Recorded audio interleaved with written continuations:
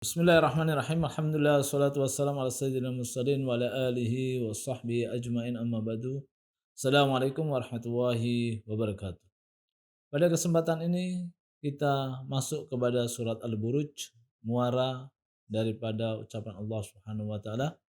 Allah Subhanahu wa taala berkata, di mana surat Al-Buruj ini ada asbabun nuzulnya yang sangat panjang tentang ada penguasa yang diktator yang menguasai negeri dan memilih pemuda untuk menjadikan regenerasi bakal meneruskan kepemimpinannya.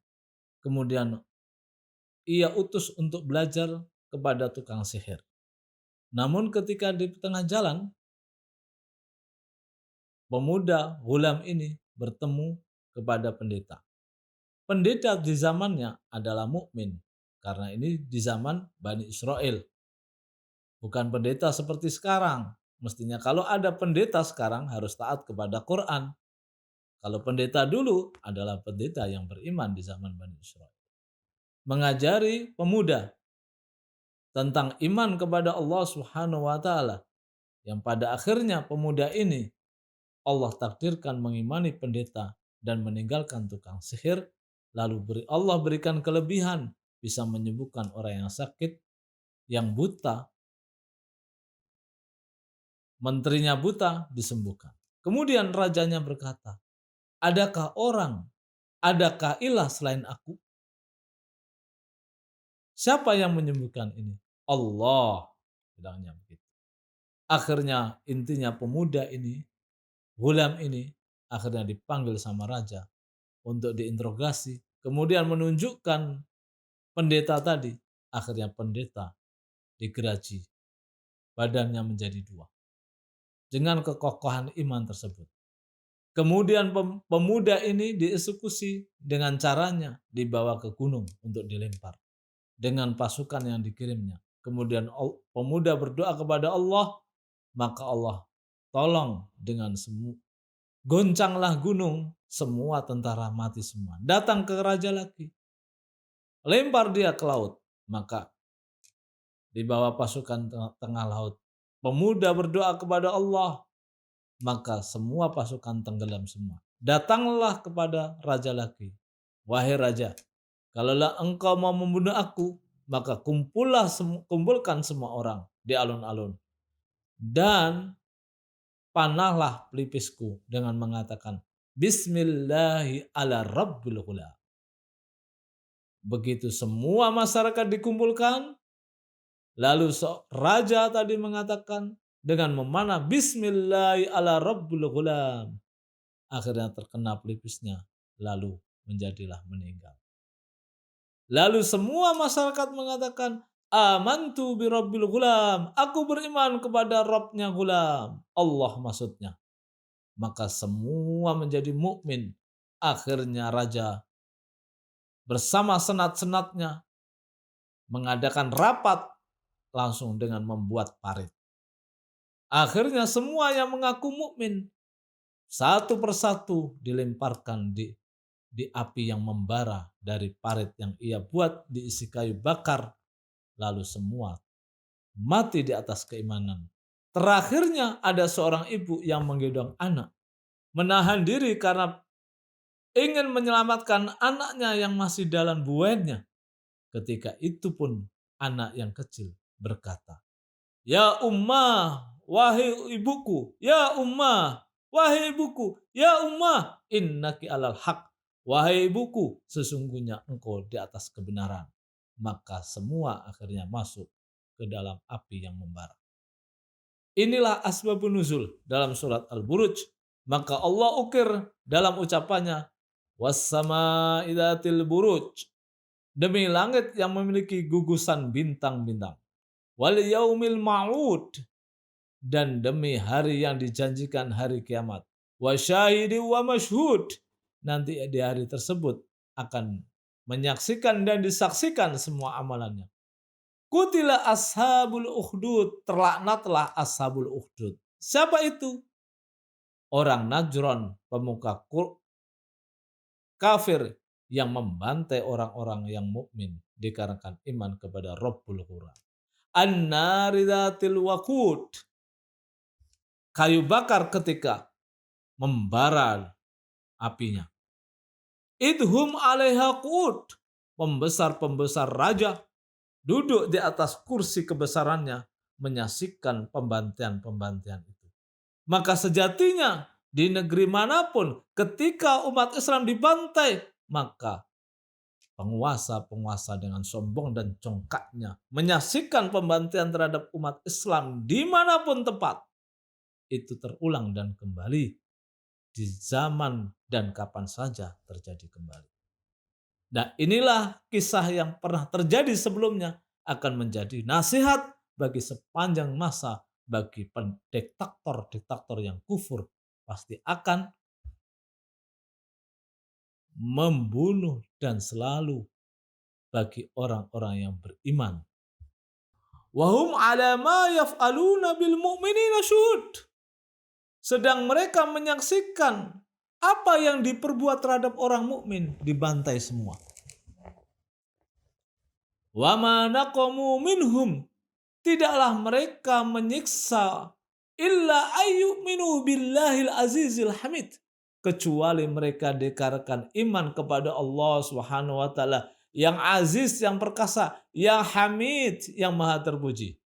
Coba ada orang taat kepada penciptanya, mereka bakar. Sedangkan yang membakar orang yang tidak taat kepada Allah. Tapi keindahan ayat ini luar biasa. Tapi Allah masih memanggilnya. Orang-orang yang membakar, orang yang taat kepada Allah, dipanggilnya orang yang membakar untuk taubat sebelum Allah berikan azab kepada mereka. Mari kita lihat ayatnya, indah sekali. Bil azizil hamid. Siapa itu? Alladzi lahu mulkus samawati wal ard.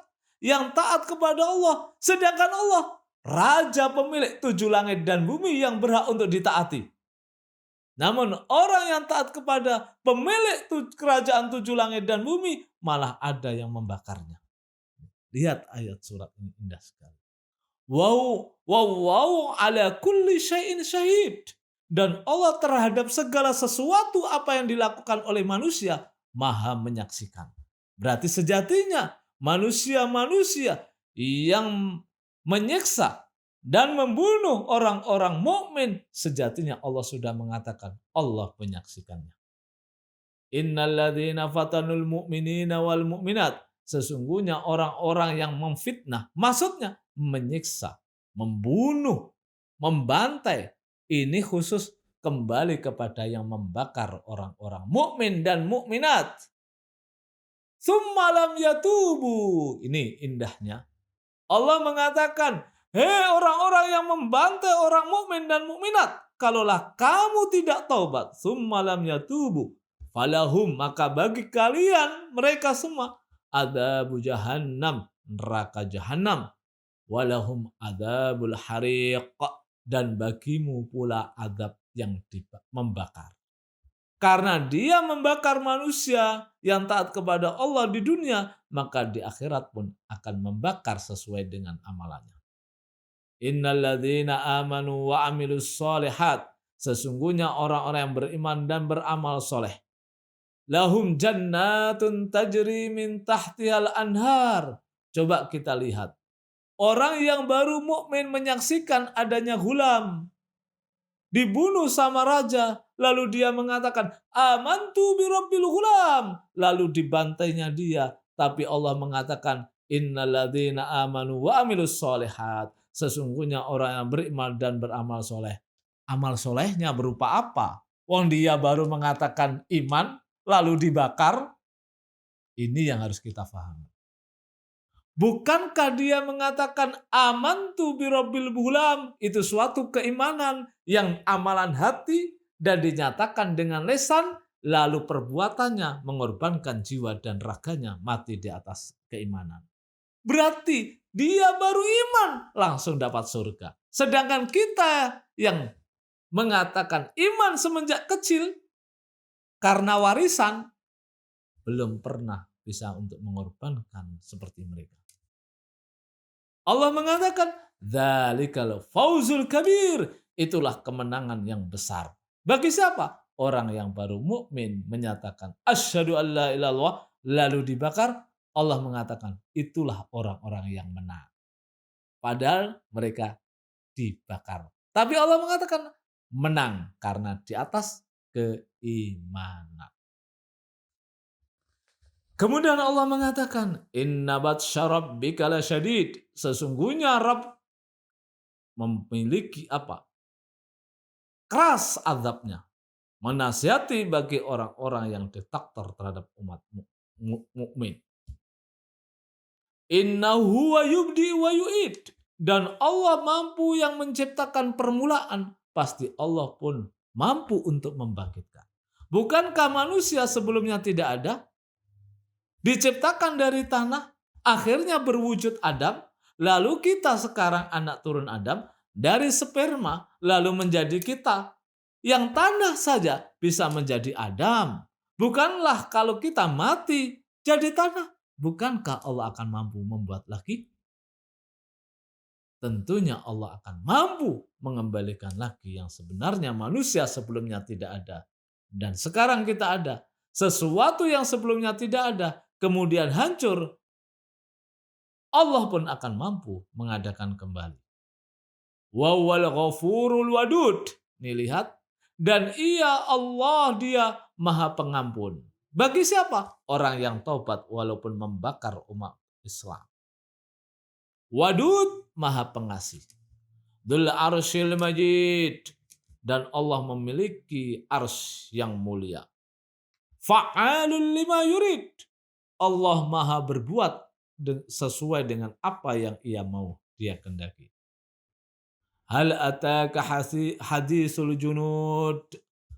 Muhammad, pernahkah datang kepadamu tentang bala tentara penentang Allah? Tentunya belum. Akhirnya Allah menjelaskan.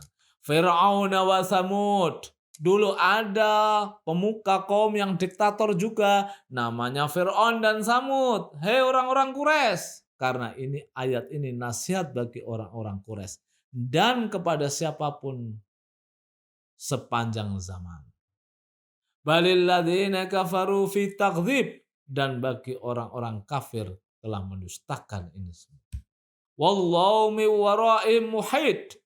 Dan Allah meliputi semua amalannya. Mengepung. Maksudnya tidak akan pernah lolos orang-orang kafir dari adab Allah subhanahu wa ta'ala. Bal huwa Qur'anum majid.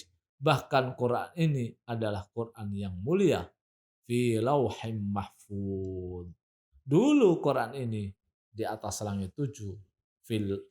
Di lauhil mahfud. Inilah nasihat bagi kita semua. Petunjuk kehidupan sepanjang masa bagi siapapun yang telah melakukan terhadap kehormatan orang mukmin dan memfitnah dan membunuh dan menuduh, semua menjadikan saksi yang Allah saksikan dan akan menjadikan azab sebagaimana Allah sudah katakan di dalam surat Al-Buruj ini.